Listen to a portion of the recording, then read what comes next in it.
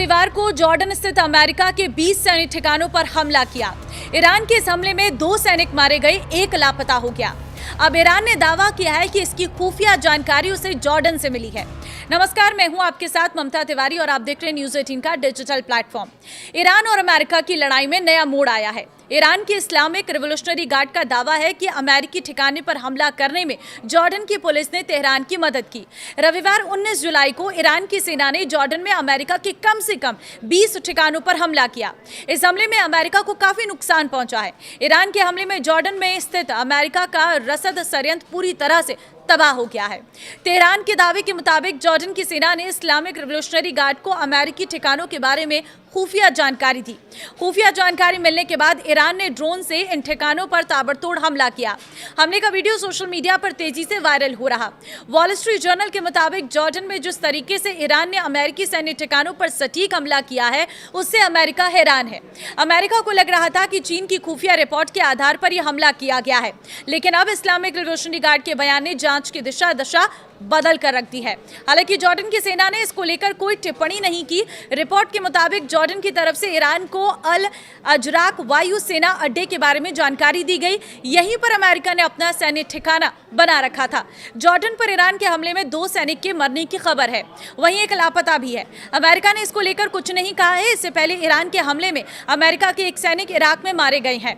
अब तक जंग में अमेरिका के करीब 20 सैनिक मारे जा चुके हैं। वहीं अमेरिका का कुवैत, कतर और बहरीन का सैन्य ठिकाना बर्बाद हो चुका है। वॉशिंगटन पोस्ट की सैटेलाइट इमेजरी आधारित जांच के मुताबिक ईरान के हमलों में खाड़ी और पश्चिम एशिया में मौजूद अमेरिकी सैन्य ठिकानों पर कम से कम 228 जांचें और सैन्य उपकरण क्षतिग्रस्त या नष्ट हुए हैं। अमेरिका और ईरान के बीच तनाव फिर चरम पर है। शांति समझौते के बावजूद दोनों देश युद्ध की ओर बढ़ रहे हैं। हॉर्मुज़ स्ट्रेट पर कंट्रोल, परमाणु कार्यक्रम, तेल सप्लाई टकराव के केंद्र में है। ईरान मानता है कि रणनीतिक दबाव बढ़ाकर ही वो अमेरिका को अपनी शर्तों पर नई बातचीत के लिए मजबूर कर सकता है। अमेरिका ने इसी साल फरवरी में इस लक्ष्य के साथ युद्ध शुरू किया था कि वो ईरान के इस्लामिक रिपब्लिक शासन को उखाड़ फेंकेगा या फिर उसे एक ऐसा अमेरिकी फरमान मानने पर मजबूर कर देगा जो उसके परमाणु कार्यक्रम और क्षेत्रीय दबदबे को खत्म कर दे। लेकिन युद्ध का नतीजा अमेरिका की उम्मीदों के उलट रहा। इस युद्ध ने ईरान को एक बड़ी रणनीतिक जीत दिला दी। वो थी हॉर्मुज़ स्ट्रेट पर कंट्रोल। यह अमेरिका के लिए एक ऐसा झटका था जिसने उसे मजबूरन ईरान के साथ एमओयू पर दस्तखत करने के लिए विवश कर दिया। ईरान के शीर्ष नेताओं को शुरू से ही शक था कि यह समझौता अमेरिका की एक अस्थायी कूटनीतिक वापसी है। उन्हें लगा कि अमेरिका इसका इस्तेमाल वैश्विक अर्थव्यवस्था पर पड़ रहे दबाव को कम करने और युद्ध के अगले चरण की तैयारी के लिए कर रहा है। ईरान का यह शक तब और पुख्ता हो गया जब अमेरिकी राष्ट्रपति जेडी वेंस ने सार्वजनिक रूप से कहा कि राष्ट्रपति डोनाल्ड ट्रंप को यह समझौता इसलिए पसंद आया क्योंकि इससे अमेरिका को अपने घटते राजनीतिक तेल भंडार को फिर से भरने का समय मिल जाएगा। ईरान के पास अपने शक को सही साबित करने के लिए कई पुख्ता सबूत भी थे। ईरान की सीज की गई संपत्तियों को बहाल नहीं किया गया। अमेरिका की मध्यस्थता और इजराइल और लेबनान के बीच हुए समझौते में ईरान की युद्ध विराम की मांगों को पूरी तरह नजरअंदाज कर दिया गया। खाड़ी क्षेत्र में अमेरिकी सैन्य संपत्तियों और हथियारों का जमावड़ा बढ़ने लगा। सबसे अहम बात, अमेरिका में कमर्शियल जहाजों को भड़काया कि वे हॉर्मुज़ से गुजरने समय ईरानी अथॉरिटी के निर्देशों को ना माने। नतीजन कुछ जहाज ओमान के तट के करीब से गुजरने लगे। अमेरिका को लगा कि इससे हॉर्मुज़ पर ईरान की पकड़ और उसका दावा कमजोर हो जाएगा।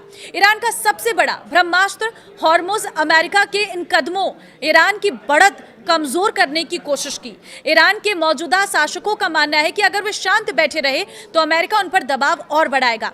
अमेरिका को रोकने और एक ठोस परमाणु और आर्थिक समझौते के लिए मजबूर करने का एकमात्र तरीका आक्रामक होना है।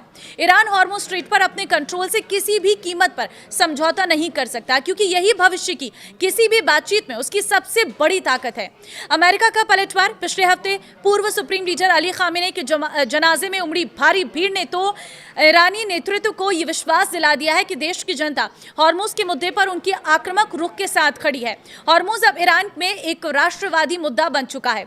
इसी समर्थन के दम पर ईरान ने अमेरिकी योजनाओं को विफल करने के लिए ओमान के तट के करीब 2 ऑयल टैंकरों पर हमला कर दिया। ईरान के इस शक्ति प्रदर्शन के जवाब में अमेरिका ने आक्रामक बमबारी अभियान शुरू कर दिया। ईरान का मास्टर प्लान। हैरानी की बात यह है कि ईरान युद्ध के लिए पहले से तैयार था। ये उम्मीद है से जल्दी शुरू हो गया, लेकिन तेहरान इसमें अपना फायदा देख रहा है। ईरान का मानना है कि अगर युद्ध होना ही है तो ये अमेरिका के पूरी तरह से संगठित होने और ग्लोबल इकोनॉमी की सप्लाई चेन झटके से उभरने से पहले हो जाना चाहिए। अब ईरान की रणनीति साफ है, वो अमेरिकी सैन्य दबाव को झेलेगा और खाड़ी में अमेरिकी सैन्य ठिकानों पर अपने हमले तेज करेगा। वो अमेरिकी नौसैनिक नाकेबंदी से होने वाले भारी आर्थिक संकट को बर्दाश्त करने के लिए तैयार है। ईरान को यकीन है कि हॉर्मुज़ स्ट्रेट के साथ साथ बाब अल मंदेब और लाल सागर को बंद करके वो वैश्विक अर्थव्यवस्था पर इतना भारी दबाव बना देगा कि डोनाल्ड ट्रंप को मजबूर होकर अपने कदम पीछे खींचने पड़ेंगे और बातचीत की मेज पर आना होगा। तो अब आपको क्या लग रहा है, क्या यही सामान्य स्थिति रहने वाली है? अपनी राय जरूर दें। नमस्कार।